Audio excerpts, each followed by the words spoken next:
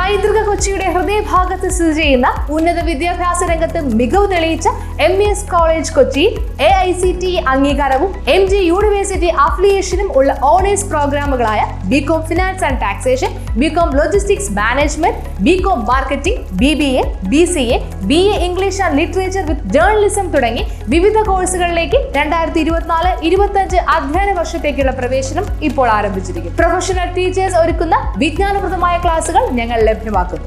യാതൊരുവിധ ഡൊണേഷനും സ്വീകരിക്കാത്ത ഈ college part 3 വിഷയങ്ങൾക്ക് 80% കൂടുതൽ മാർക്ക് നേടുന്ന വിദ്യാർത്ഥികൾക്ക് MES സ്കോളർഷിപ്പോട് കൂടിയ അഡ്മിഷൻ ഒരുക്കുന്നു.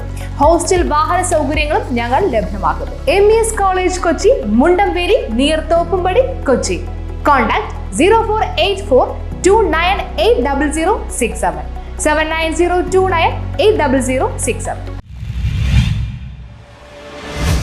അഭിജിത്തിന്റെ ആത്മഹത്യ. കുടുംബം SP ഓഫീസിന് മുന്നിൽ ഉപവാസം അനുഷ്ഠിക്കും. തിരുവാലൂർ സ്വദേശിയായ അഭിജിത്ത് എന്ന യുവാവ് ആത്മഹത്യാ സംഭവത്തിലെ കുറ്റക്കാരായ പ്രതികളെ അറസ്റ്റ് ചെയ്യാത്തതിൽ പ്രതിഷേധിച്ച് അഭിജിത്തിന്റെ കുടുംബം ശനിയാഴ്ച രാവിലെ 9 മണി മുതൽ വൈകുന്നേരം 6 മണി വരെ ആലുവ SP ഓഫീസിന് മുന്നിൽ ഉപവാസം ഇരിക്കും. കഴിഞ്ഞ ഏപ്രിൽ 16-നാണ് അഭിജിത്ത് ആത്മഹത്യ ചെയ്തത്. തിരുവാലൂർ ക്ഷേത്ര പരിസരത്ത് വെച്ച് BJP പ്രവർത്തകനും ആലങ്ങാട് പഞ്ചായത്ത് മുൻ വാർഡ് മെമ്പറുടെ നേതൃത്വത്തിലുള്ള സംഘം അഭിജിത്തിനെ ക്രൂരമായി മർദ്ദിച്ചതായി പരാതിയുണ്ട്.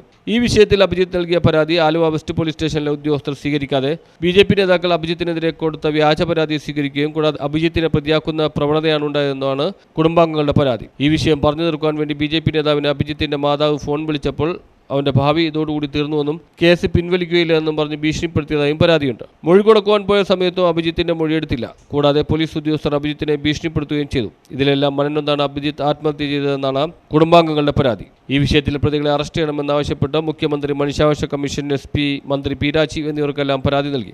ഇതിനുശേഷം 1 മാസം കഴിഞ്ഞാണ് പോലീസ് 8 പേരെ പ്രതികളാക്കി FIR ഇട്ടത്. FIR ഇട്ട് 1 മാസം കഴിഞ്ഞിട്ടും പോലീസ് പ്രതികളെ അറസ്റ്റ് ചെയ്തിട്ടില്ല. ഇതിൽ പ്രതിഷേധിച്ചാണ് കുടുംബം ഉപവാസത്തിനൊരുങ്ങുന്നത്. ആലങ്ങാട് സ്റ്റേഷനിൽ നിന്നുള്ള അവരുടെ അന്വേഷണം മാറ്റി ബിനാനിപുരം CIക്കാണ് ഇപ്പോഴത്തെ അന്വേഷണം കൊടുത്തേക്കുന്നത്. ബിനാനിപുരം പോലീസ് സ്റ്റേഷനിൽ ഞങ്ങൾ ചെന്നപ്പോഴാണ് അവിടുത്തെ CIക്കാണ് ഇപ്പോഴത്തെ ചാർജ്. അവിടുത്തെ ഉണ്ടായിരുന്ന മാഡത്തിനോട് ഇപ്പോഴത്തെ ഇതിൻ്റെ കേസ് അന്വേഷണത്തിൻ്റെ ഇതെന്താണെന്ന് ചോദിച്ചപ്പോഴാണ് പറഞ്ഞത് അവർക്ക് കീഴ്ക്കോടതിയിൽ നിന്ന് ജാമ്യം കിട്ടാത്തതുകൊണ്ട് അവർ ഹൈക്കോടതിയിൽ ജാമ്യത്തിന് അപേക്ഷിച്ചൊക്കെയാണ്. ഹൈക്കോടതിയിൽ ജാമ്യാപേക്ഷ കൊടുത്തേക്കുമ്പോൾ അവരെ അറസ്റ്റ് ചെയ്യാൻ പറ്റില്ല എന്ന് പറഞ്ഞു. ഞങ്ങൾക്ക് കേസിനെ പറ്റി ഒന്നും അറിയാത്തതുകൊണ്ട് ഞങ്ങളത് കേട്ട് വന്നു. പിന്നീട് വക്കീലിനോട് അന്വേഷിച്ച് കഴിഞ്ഞപ്പോഴാണ് പറഞ്ഞത് അങ്ങനെ ഹൈക്കോടതിയിൽ അവർ ജാമ്യാപേക്ഷ കൊടുത്തേക്കണമെന്നും പറഞ്ഞവരെ അറസ്റ്റ് ചെയ്യാതിരിക്കാനുള്ള വകുപ്പൊന്നുമില്ല, അവർ അറസ്റ്റ് ചെയ്യാം. അപ്പോൾ അവരുടെ സ്വാധീനം കൊണ്ടാണ് അവരെ അറസ്റ്റ് ചെയ്യാത്തത്. ഞങ്ങൾക്ക് യാതൊരു വിധത്തിലുള്ള നീതി അവന് തല്ലുകൊണ്ട സമയം തുടങ്ങി ഇത്രയും ദിവസമായിട്ടും തല്ലുകൊണ്ട് അവൻ സ്റ്റേഷനിൽ ചെന്നപ്പോഴും അവന് നീതി കിട്ടിയില്ല.